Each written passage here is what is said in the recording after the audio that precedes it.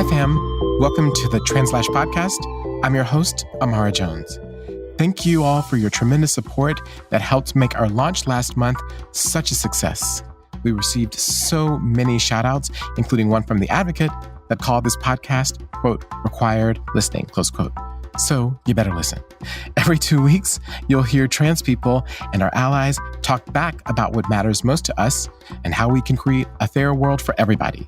We need your ongoing support to do that, so thank you for lifting up my voice.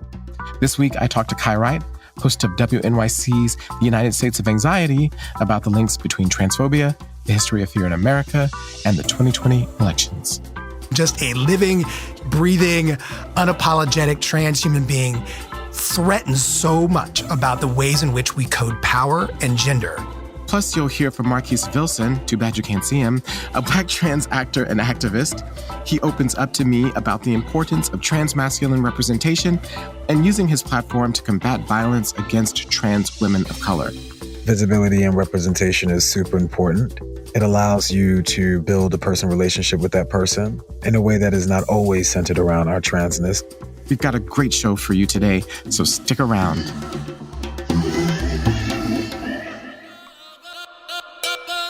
We're going to start off with a little bit of trans joy. One thing lifting up my spirits this week is celebrating the legendary activist Marsha P. Johnson on what would have been her 75th birthday on August 24th. As a leader in the Stonewall uprising and a visionary organizer, she lived unapologetically, demanding space for trans women and our siblings. Because of her vision and work, more of us can thrive. I had the privilege of talking to Marsha's longtime friend, Victoria Cruz, a legendary activist in her own right who has sought justice for Marsha for 3 decades, an effort portrayed in the Netflix documentary, The Death and Life of Marsha P. Johnson. Here's what Victoria shared with me during Lives at Stake, a monthly show by and for trans people I host through WNYC. Marsha was ahead of her time. At the time, during the 60s and early 70s, it was like unheard of having trans women. As a matter of fact, the word trans didn't exist at the time. They were calling them transsexuals or things like that. Names that did not pertain to how we identified. And Randy Wicker presented her as a saint. To me, she was the Rosa Parks of our movement. Marsha knew what she wanted and how to get it. She was herself, and nobody could take that away from her. Marsha P. Johnson, I'm so thankful for the ways you changed the world. You laid the foundation for me. You are trans joy.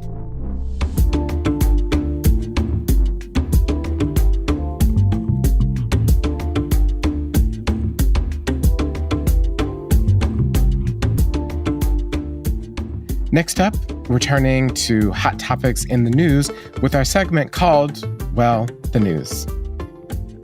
So many of the attacks against the rights of trans people, which hang in the balance in this year's election at both the federal and state level, are often motivated by fear. But this fear goes deeper than transphobia. Rather than an aberration, is to be afraid actually endemic to American culture? Helping us to understand this often unspoken part of our national life and how to transform it into hope is Kai Wright, host and managing editor of WNYC's new weekly program, The United States of Anxiety, which you can listen to live on Sundays at 6 p.m. or on demand wherever you get your podcast. Kai is also a former editor at The Nation and was my editor at Color Lines. He is gay and Kai's pronouns are he, him. Kai, thank you so much for joining us. This is my first time interviewing you ever on air. That's not true, actually, Imara. It's not true? Did I just tell something that's not true, a falsehood? You interviewed me on Caffeine TV once. Oh, okay. Yeah. Back in the day. Okay. So I'm having podcast brain right now, which you, as the veteran host of several podcasts, know all about. Before we get started, I also wanted to just give a shout out, now that we're, going back in the past of things we've done, to a book that you wrote in 2008, which is called Drifting Towards Love, which I think personally is one of the best snapshots of Black queer life over the past 20 years. It focuses on the lives of Black queer, femme, and gender nonconforming and non-binary youth in Brooklyn, and people should pick it up. Oh, wow. Thank you. That's such high praise. Yeah, no, absolutely. So I wanted to ask you why you decided to make America's Anxiety the focus of your show. It's been a podcast over the past 2 years, shouted out by The Atlantic as, one of the best podcasts that year. It's now this weekly program. And for the last 2 years, you've focused on anxiety. Why? Well, so we first started during the 2016 election. And, I think you'd struggle to find a better word than how we all felt during that election. And, I think it covers a lot of ground in our politics. I think a lot of what is going on in the Trump movement, or certainly at that time, was this anxiety amongst white people in the suburbs who had been given everything over the course of the 20th century and were facing a world in which those things they had been given were questioned and challenged, and that caused them anxiety. And I think all of us, now 4 years on, we just face so much unknown. There's so much that we don't know about what's going to happen. And that is both a source of optimism and power, because we do actually have a chance to have a clean slate. And it's a source of great fear and anxiety for everybody, And so it's a moment for potential action when you have that much anxiety, but it is also a dangerous, dangerous moment for those of us who sit in roles in society where we can be targeted. Yeah. And I'm wondering, this idea of targeting and anxiety, I'm wondering how these factor into American history. What's the intersection of this anxiety that we're having right now and the history of fear in America? You've written histories of the United States through a Black lens, and I'm wondering what you see as the parallels or the roots or the things that are underneath this current anxiety that all these, white people have. There are two things. There's the, I think, more straightforward one of just really, so much about the 20th century in America was about giving white people a sense of innocence around the privileges that they had. And, and literally the purpose of the suburbs being created in order to raise a generation of white people who could be, who could have innocence from the violence and the oppression and the things that were done to give them the opportunities that they have. And I guess you can argue about that also, much about the way whiteness was coddled and managed and just conceived in the first place during slavery, was about creating a sense of innocence in the face of brutality. And so, as that innocence is being stripped away for a host of reasons, because of just the changing realities of economics and social and cultural, those changing realities just are stripping away some of that innocence. And because of the changing politics that many of us from a variety of communities and a variety of backgrounds have reached a place where we will no longer tolerate that innocence. And so that is an unnerving thing to have it taken away. And so that's one thing about the anxiety I'm thinking about when we think about the history of it. But the other, Imara, I have to say, and we've talked about this a little bit, is like we arrive at this moment now where there are huge numbers of people of all races, but certainly white people, who are ready to say, okay, let's challenge the status quo. Let's look at a new world. And what we have learned from history is that how long white people in particular are able to sit in that space is going to be really important. Yeah, that's right. So I'm wondering how you see transphobia intersecting with the anxiety and the fear that we've been talking about and that so much about. I think that trans people, like many of us, but trans people in particular, give the lie to so many things about our society, and that makes them incredibly threatening to people on a personal level and certainly to our political system overall. There is an increasing conversation right now about race, right? And the ways that has informed the racism of the Trump movement and the xenophobia of the Trump movement and the way it has informed their brutality, right? But to me, I really don't think we have had as sophisticated a conversation about the ways in which misogyny and fear of, as the way I've heard you frame it, fear of femme in general informs their brutality. And I think that trans people, and I think trans people of all identities here, because of the challenge to the relationship between gender and power that just a trans body represents, setting everything else aside, just a living, breathing, unapologetic trans human being threatens so much about the relationship, the ways in which we code power and gender, that it leads to real brutality. And I think if we can understand that, there's so much we could understand about our larger political system and the brutality in it, if that makes sense, right? To come at it another way, the depth of hatred directed at Hillary Clinton was so out of proportion to the very legitimate critique of her politic, right? I have great many critiques of Hillary Clinton's politics, but the depth of hatred directed at her is just totally out of proportion with the facts of her politics, right? They're not that far different from Barack Obama's. So what do we owe that level of emotional response to? It's the fact of the combination of her femininity and her open desire for power. And I think those two things set off real blind rage for a lot of people in our culture. And so coming back to trans people, if you are a human being who has said, I refuse to accept these gender roles that you have put in the world, they don't apply to me, that is an act of power. Right? Like that is a statement about power inside a gender dynamic that is deeply threatening to people. And to me, that is the most salient point. And if we could have a society where that wasn't threatening, we would have a very different society on so many different levels, right? And if we understood transphobia in that way, if more people understood transphobia in that way, then they might be able to do the work that they need to do on all kinds of problems they have around gender and power. Yeah, I think that's right. I think that it's this fact, right? The fact that fear is such a part of the way that the system is maintained, which is one of the things that is at work in all of us.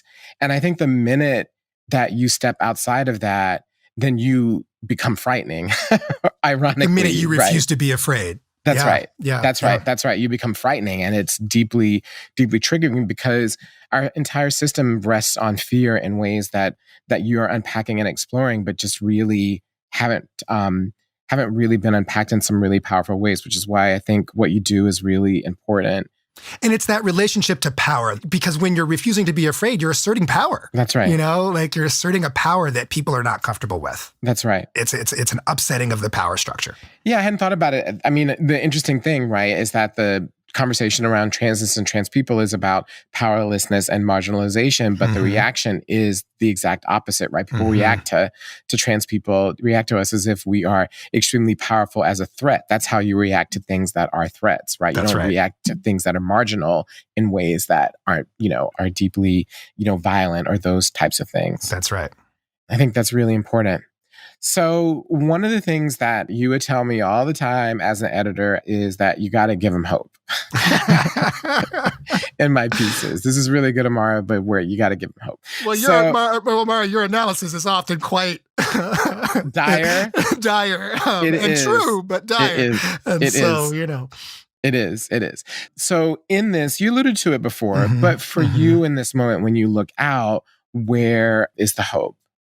I think it's in the existence of tension, I mean, I believe in Martin Luther King's point, that peace is not the absence of conflict, Peace is something that can come out of productive tension, productive conflict. And so we are truly in a moment of great tension. In tension, I mean that in the sense of it's clear to everyone that the status quo doesn't work. We're being forced to take an opportunity to be better. Now, countering my own advice to you, that also can lead to a much worse world, that's the thing, and that's why I return to the real question here is how long are white people in particular, but people who have power, people who have benefited from the status quo up until recently, how long are they willing to sit in the discomfort that this change is going to require. Because that's going to be the pivot. If they're willing to sit in it for some time, then it's hopeful, because this is what we need in order to move into building a better world on so many levels. And if they're not, it can get very dark. And that is, we came out of Reconstruction into one of the darkest periods of American history. That's right. I would argue the darkest period of American history. Yeah, that's right. I mean, the interesting thing about what you're saying is, I'm a nerd. So I've been reading a book written by Ron Chernow, and it's so fascinating. And you're right. There were essentially 8-year hopeful years in which white people were willing to do exactly what you said. And then, after another 10 years after that, it really kind of came off the rails. Yeah. So, it's so important for us, all of us who are involved in this moment of making our country fairer and bringing about social justice and the increasing centering of Black trans people, is that, these fights are long. And it's one of the things that I hope, as you do, that people understand that. They are so long, Now, the other hopeful thing I'll say is, frankly, when I look at movements that are hopeful, like the trans movement is a source of enormous optimism. There has been so much wonderful work. I don't have to tell you, I am old enough to remember, never mind within the broader culture and the broader political scene, but just within LGBT politics, like the T, give me a break, and where it was perfectly appropriate to debate whether or not trans people were part of the community. Right? Like that wasn't that long ago, let alone, whether or not actually the center of the political conversation is trans lives, right? Like the March for Trans Lives this year, that actually was the closest thing to a real gay pride, right? That we've had in probably decades. So the work that has been done, and then particularly in trans communities of color, that is a source of enormous optimism to me, just the amount of progress that I've seen made. Me too. Well, we did end on hope. Thank you so much for coming on. I hope that we can have you back.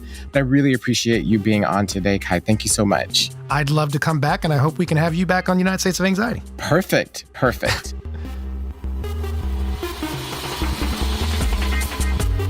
That was Kai Wright, the host and editor of WNYC's The United States of Anxiety, which you can listen to at 6 p.m. on Sundays live or on demand wherever you get your podcasts.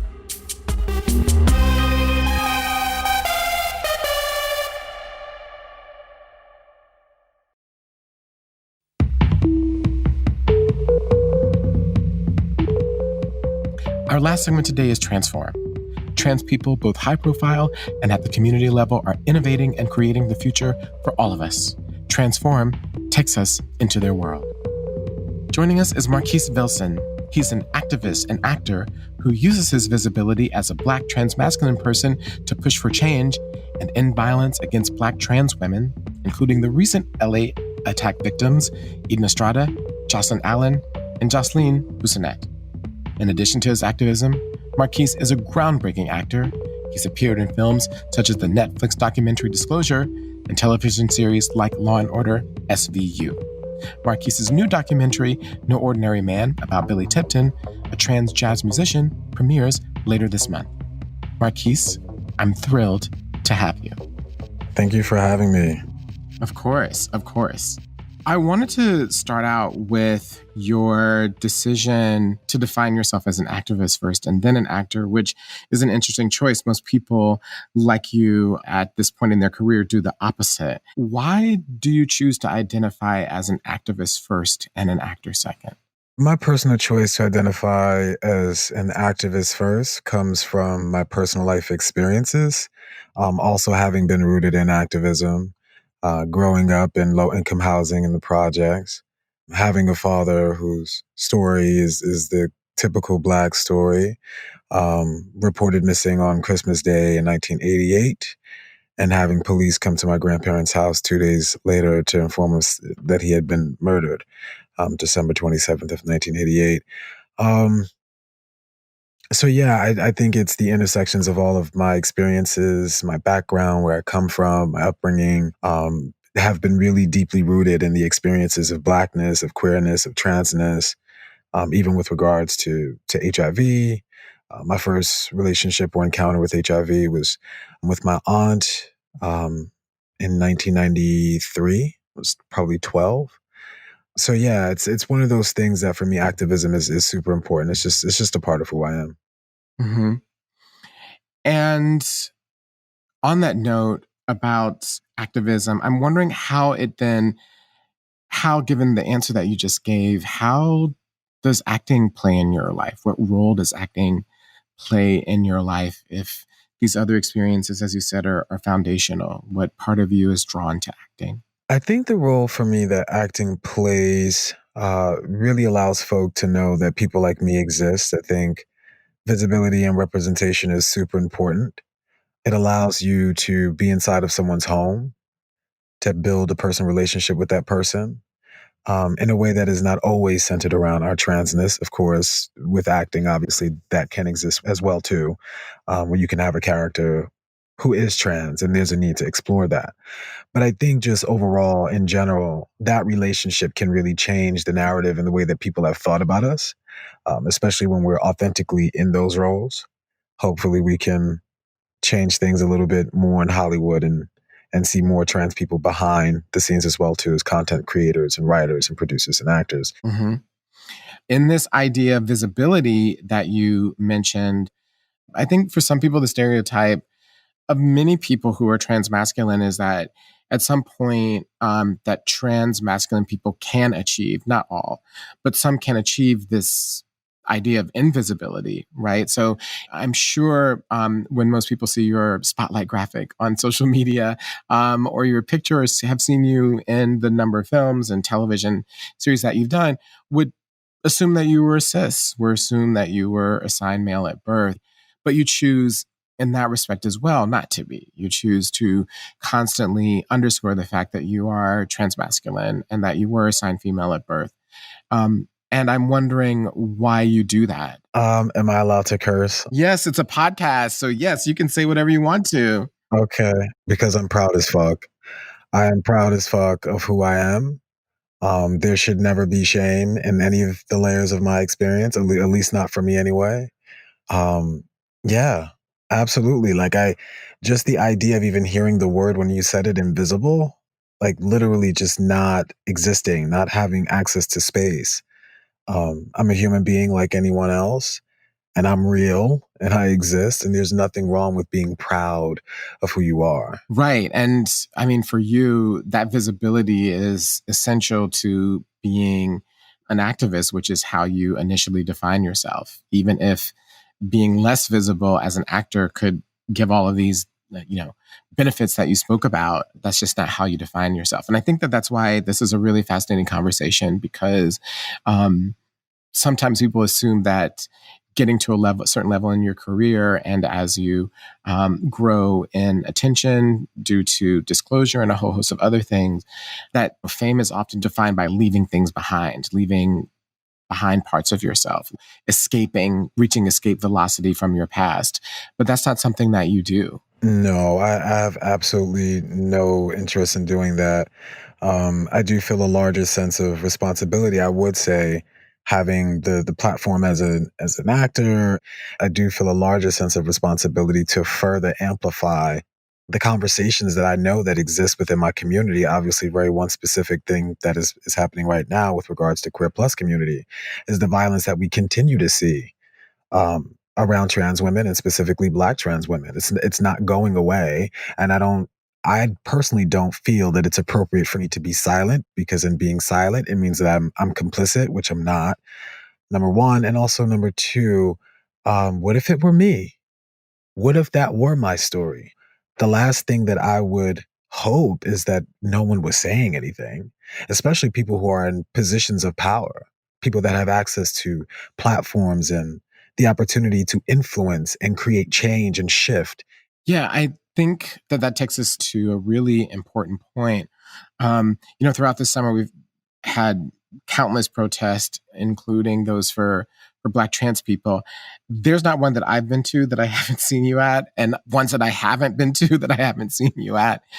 But a particular focus and energy and drive that you've had is around the recent attack in Los Angeles, Jocelyn, and Eden.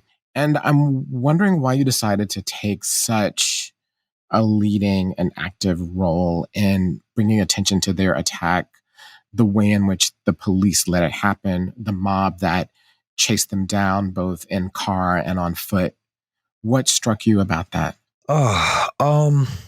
Well, to be honest, I mean, I feel like I've been vocal and adamant about the things that I've seen before, but I realize that it also takes effort and action. And seeing a scene like that play out and thinking in that moment in time, had any of those girls been alone, that one of them would have been number 27 this year, I think for me that was just the turning point. It was like, okay, this is ridiculous. I need to do as much as I possibly can. No one was interested in stepping in and trying to help them at all. And it was just really difficult to sit with. It was difficult to watch. And it's difficult really to continue to watch. I mean, it's really, really apparent from the full tape that you see that their humanity is erased. Do you think that Black trans men or transmasculine people in general have a special role or an important role to play in advocating for Black trans women? I think we should. I think we absolutely should. And I don't know that all trans folk feel that level of sense of responsibility. I hope that trans men are listening. I hope that they're tuning in. I must admit, from June until now, I actually have seen more trans folk showing up to protest, vigils, rallies, marches. I know for myself, being assigned female at birth and having the experiences of Black women, right? Whether I've identified as being a woman or not, those things have been placed onto me. And I knew exactly what that meant. I knew what that felt. I know what that feels like. To feel sexualized, to feel like you don't have access to space, to feel like people can just say and do whatever they want to, and you really don't have, involvement or choice in the matter. Whether we're talking about violence or we're talking about sexual assault and trauma, it's just impossible to not, for me anyway, to just not be connected. It doesn't make any sense to me at all. It is not a privilege to be silent. It's not a privilege to be silent. That is a lesson for the world right now. One of the things we've been silent about is the role of trans people in history. And the new documentary you're in, No Ordinary Man, spotlights an incredible jazz musician who was a trans man, Billy Tipton. So I'm wondering what your thoughts are about this person who was largely forgotten in the public imagination until now. Being a part of telling Billy's story is super important. I personally feel like because of what you just mentioned, which is, trans folk not being contextually a part of history, and not even just queer plus history, but really American history, right? Like Billy Tipton was a American jazz singer, for real, like literally contributed to music, the way that we understand it, the way that we relate to it and connect to it. There's such an innate sort of connection, between myself and Billy Tipton. And quite honestly, all of my transmasc elders, siblings, peers, there's something that we're naturally connected to, obviously through layers of transness, which is it's just such a mind-blowing thing to think about, but it's really cool. And the fact that it actually now exists in film form and people can see that. They can see that relationship between Billy and the folks that are there to further humanize his experience and his story, right? Like that's the other thing that I found to be just that much more powerful in terms of telling his story, that is through the lens of a transmasculine director. And it's important for us to be at the helm of telling our own stories in that way. I mean, clearly it has to come from a trans person in order to do that fully. Mm-hmm. Absolutely. Absolutely. Well, for all of the reasons that we have spoken about, I'm so thrilled that you were able to be on today to talk about your experience, your framework, how you move about the world, what drives you. We are so excited, not only for No Ordinary Man, but for every other thing that you're going to do and to touch. Thank you so much. Thank you so much, Imara. I appreciate you having me. Of course. That was Marquise Vilson, an activist and actor whose upcoming film, No Ordinary Man, will premiere on September 10th at the Toronto International Film Festival.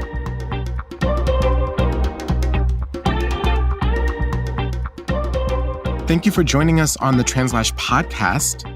The thing that stuck with me this week was Marquise's quote that it's not a privilege to be silent. I'm going to be thinking about that for the next couple of weeks. And listen all the way through to the end of the show for something extra. I'm Imara Jones. If you like what you heard, please go to Apple Podcasts to rate and review us. Please do that. It really helps us grow. You can listen to TransLash on Spotify and wherever you get your podcast. Also, check us out on the web at translash.org to sign up for our weekly newsletter. Follow us on Twitter and Instagram at TransLash Media. Like us on Facebook and tell your friends. TransLash Podcast is produced by TransLash Media by Futuro Studios. The TransLash team includes Ruby Fozinski, Oliver Ash Klein, Montana Thomas, and Yannick Iki Mirko. And the Futuro Studios team includes Nicole Rothwell, Jess Alvarenga, Stephanie LeBeau, Leah Shaw, and Julia Caruso. Our digital strategy is handled by Daniela Capistrano. The music you heard was composed by Ben Draghi and also courtesy of ZZK Records.